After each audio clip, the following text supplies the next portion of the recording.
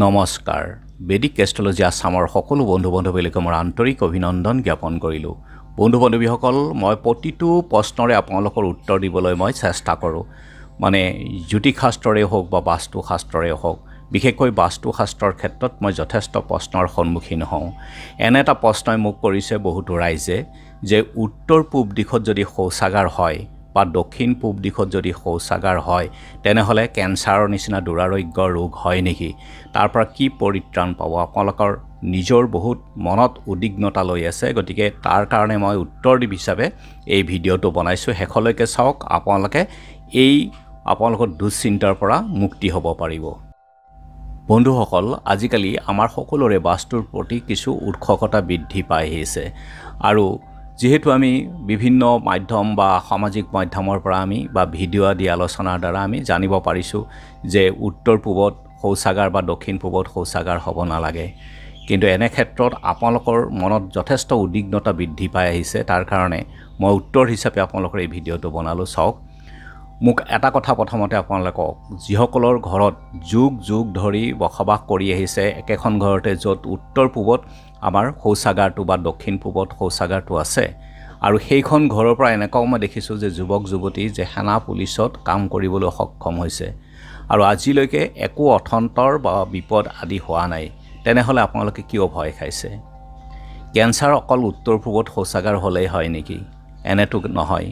পূৰ্ব জন্মৰ কৰ্মৰ ফল, কুণ্ডলীত থকা অশুভ যোগ আদিও থাকিব লাগিব। আৰু এটা কথা, উত্তৰ পূব দিশটো হ'ল আমাৰ ঐশ্বৰিক স্থান। এই দিশত হ'ব লাগে আমাৰ ভগৱানৰ থাপনা, নামঘৰ, মন্দিৰ, আৰু যি দিশৰেই আমাৰ সূৰ্যোদয়ৰ লগে লগে বিশ্ব ব্ৰহ্মাণ্ডৰ ঐশ্বৰিক ৰশ্মি আমাৰ ঘৰখনত সোমাই এক পবিত্ৰতা আনে, ধনাত্মকতা বৃদ্ধি কৰে। কিন্তু এতিয়া আপুনি জানিব পাৰিছে যে ভুল দিশত আছে আপোনালোকৰ শৌচাগাৰটো, তেন্তে ভঙা চিঙা নকৰি আপুনি প্ৰতিকাৰ কৰক, যি দিশতে আছে থাকিব দিয়ক। আমি চাওক, যদি আমাৰ কাপোৰযোৰ লেতেৰা হয় বা কাপোৰ কানিবিলাক লেতেৰা হ'লে আমি কি কৰোঁ? আমি ধুই মেলি আকৌ আপোনাৰ সেইখিনি গতিকে চাফ চিকুণ কৰি আমি লওঁ, গতিকে আকৌ ব্যৱহাৰ কৰোঁ ধুই মেলি। ঠিক তেনেদৰে বাস্তুশাস্ত্ৰৰ ক্ষেত্ৰতো আমাৰ প্ৰতিকাৰ কৰি যিকোনো বাস্তুদোষ আমি নিৰাময় কৰিব পাৰোঁ। বাস্তুশাস্ত্ৰত ঘৰৰ ভিতৰত শৌচাগাৰক স্থান দিয়া হোৱা নাই। আজিকালি আমাৰ কম স্থানৰ ভিতৰতে আমি যিহেতু ঘৰখন বনাব লগা হয়, গোটেইখিনি সা সুবিধা কৰিব লগা হয়, কিন্তু আগৰ দিনত ঘৰৰ পৰা বহুত দূৰতহে আপোনাৰ শৌচাগাৰ আছিলে বা তেনেধৰণৰহে বাস্তুৰ নিৰ্দেশ আছে। গতিকে ঘৰৰ বাহিৰত দূৰত থাকিব লাগে শৌচাগাৰ, কিন্তু উপায়ো নাই। যিহেতু আমি আজিকালি চহৰ অঞ্চলত থাকোঁ, গতিকে মাটিৰো অভাৱ, দামো বেছি, অকণমান মাটিতে সকলোখিনি সুবিধা কৰি ল'ব লগা হয়। উদাহৰণস্বৰূপে যদি আমি ফ্লেটসমূহত চাওঁ তেনেহ'লে সম্পূৰ্ণ বাস্তুসূত্ৰৰ প্ৰয়োগ কৰা সুবিধাই নাথাকে।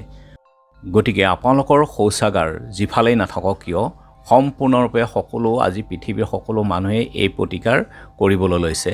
প্ৰথম কথা হ'ল যে সাগৰীয় নিমখ, মোৰ আগৰো ভিডিঅ' আছে, সাগৰীয় নিমখ যিটো পোৱা যায়, আমি আগতে যিটো গাঁৱত আমি ব্যৱহাৰ কৰিছিলোঁ, আগৰ দিনত আমি যিটো ব্যৱহাৰ কৰিছিলোঁ, সেই সাগৰীয় নিমখ গোটা গোটা দানাৰ, সেই এক বাতি আমি চীনা মাটি আধা কেজিমান এটা চীনা মাটিৰ বাচন বা মাটিৰ এটা পাত্ৰত আমি বাথৰুমটোত খোলাকৈ থ'ব লাগে আৰু মাজে সময়ে কমেও এমাহৰ ভিতৰত এবাৰ সেইটো আপোনাৰ সলনি কৰি দিব লাগে। কিন্তু সেই নিমখখিনি আমি পায়খানা বা কোনো নলা নৰ্দমা বা পানীত পেলাই দিয়াটো উচিত, কাৰণ নিমখখিনি য'তে ত'তে পেলাব নালাগে আৰু বেচিনতো আমি ঢালি দিব পাৰোঁ।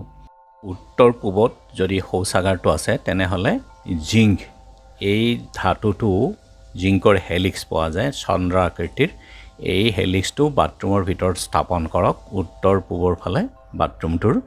আৰু এনেকুৱা নীলা, এইটো ক্ৰিষ্টেল বুলি কোৱা হয়, নীলা পাথৰ এটা বাতিত ধুনীয়াকৈ থৈ দিয়ক, আৰু লগতে আপোনাৰ সাগৰীয় নিমখটো এক বাতিকৈ থৈ দিয়ক, আৰু এই নিমখটো মাহৰ মূৰে মূৰে আপুনি পৰিৱৰ্তন বা সলাই থাকক। ঠিক তেনেদৰে এই পাথৰকেইটাও মাজে মাজে ধুই পেলাব নিমখ দি পেলাই। এনে কৰিলে আপোনাৰ যিটো শৌচাগাৰৰ যিখিনি বাস্তুৰ দোষ সেইখিনি আঁতৰি যাব। আপোনালোকৰ শৌচাগাৰটো যদি উত্তৰ পূবেই হওক বা দক্ষিণ পূব বা দক্ষিণ পশ্চিমতে হওক, যদি দক্ষিণ পশ্চিম আৰু দক্ষিণ পূবত থাকে তেনেহ'লে সাগৰীয় নিমখ এটা বাতিত থৈ দিব, আৰু লগতে বেলেগ এটা বাতিত এনেকুৱা ৰঙা তম্বাছ পাথৰ, ৰঙা ৰঙা পাথৰ পোৱা যায়, এই পাথৰ এক বাতি আপুনি দক্ষিণ পশ্চিম কোণটোত থৈ দিয়ক বাথৰুমটোৰ বা শৌচাগাৰটোৰ।